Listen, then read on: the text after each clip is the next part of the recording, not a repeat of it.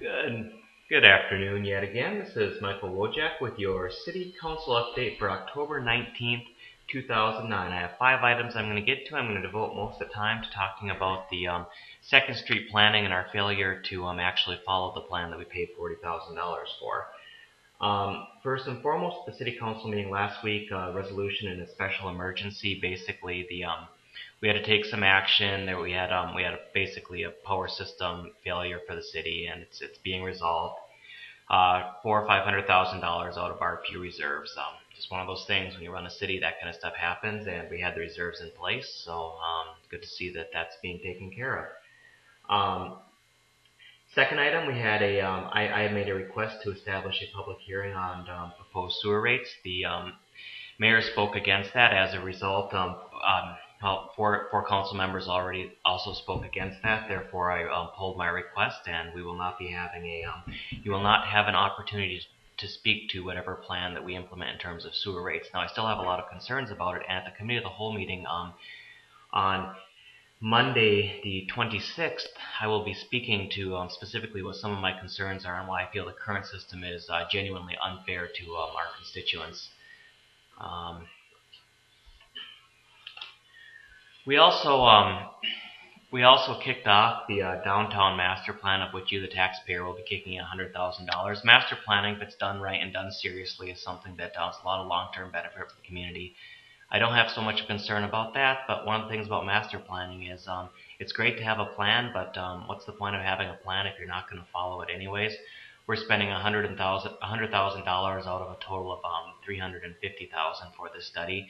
My hope is that the city steps up and is serious about reading into this plan and following through with it. But as you're going to see in a little bit, I do have a concern about that.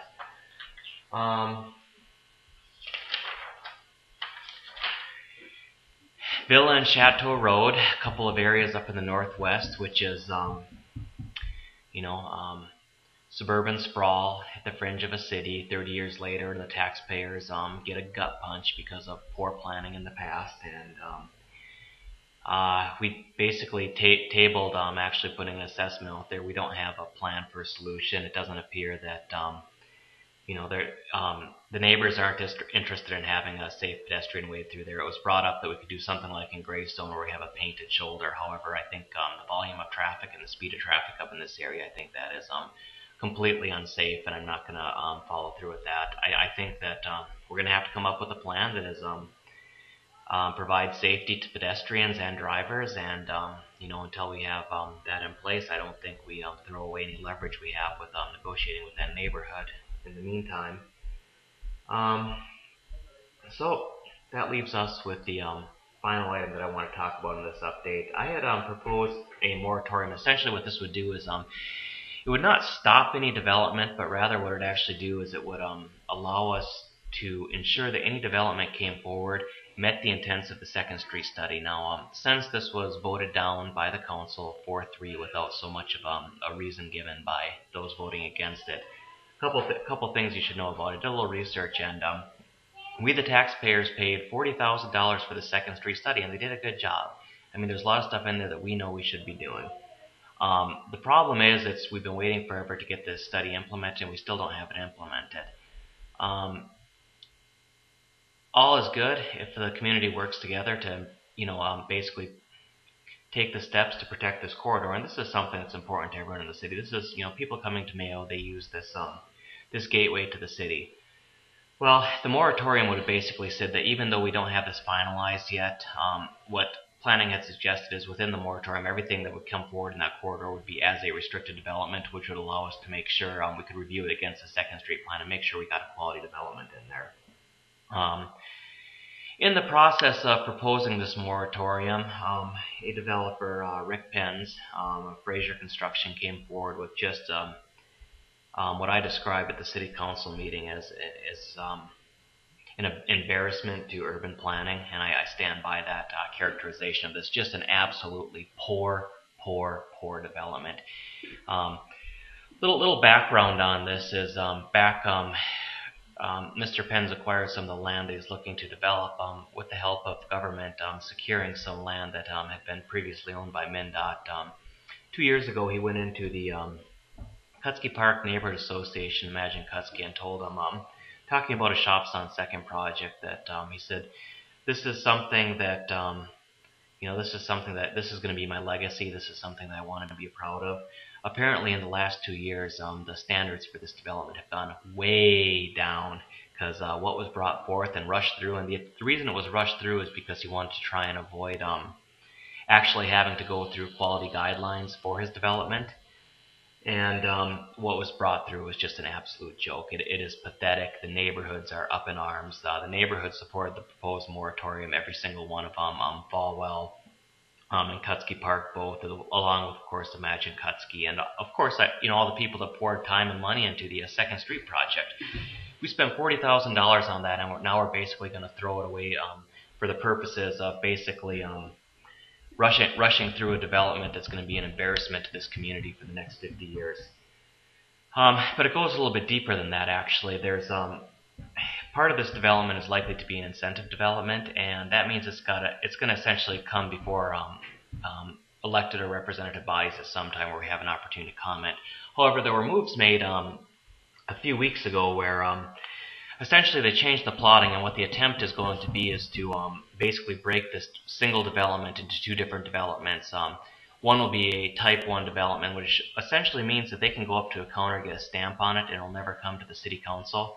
Now, I was told after the fact that some people that voted against this moratorium said, well, we don't want to enforce this. We want to judge the project when it comes forward. What they unfortunately didn't realize, and to the detriment of the neighborhoods, is that this is being led in a way, because the developer knows that this is an embarrassment to the community, he's going to try and force this through without having any sort of public comment or public representation whatsoever.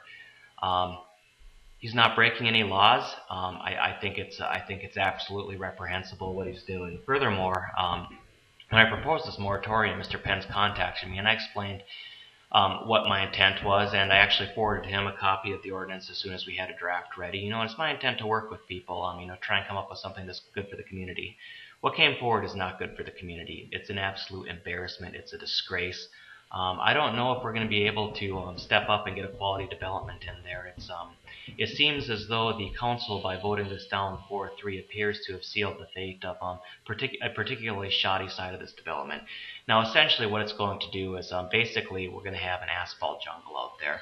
We're going to have massive parking. We're going to have a little tiny restaurant on a corner where we really need a grand presence with a wraparound drive-through. Trash bins throughout the proposed development, all separate. Just massive, just an embarrassment, the amount of parking that they're putting in. It looks like a cookie-cutter hotel being put on the site, and then some yet-to-be-announced commercial building, which the commercial building actually looks decent. There are ways that this development could go forward. There are a lot of smart things that you could do, but right now it's just, it's forcing a suburban strip mall into a key urban site, and it's going to be an embarrassment to people coming into Rochester. So I'm disappointed that we have developers in this community that would seek to take advantage of neighborhoods the way that Mr. Pence has chosen to do. And, one of two things is going to happen. Mr. Pence is going to work with myself, the neighborhood, and other people who care about the quality of that corridor, the people who invested their time and money into making a great corridor. And we're going to come up with a really great solution that's going to be good for Mr. Pence and it's going to be good for the neighborhoods. Or else Mr. Pence is going to try and force this through, and I'd like to say there's something we could do to stop him, but I don't know that there necessarily is. The reality is that he knows that this is an embarrassment as well. That's why he's trying to force this through. That's why he doesn't want public commentary. He's probably just as humiliated to put this forward as I was in reading it.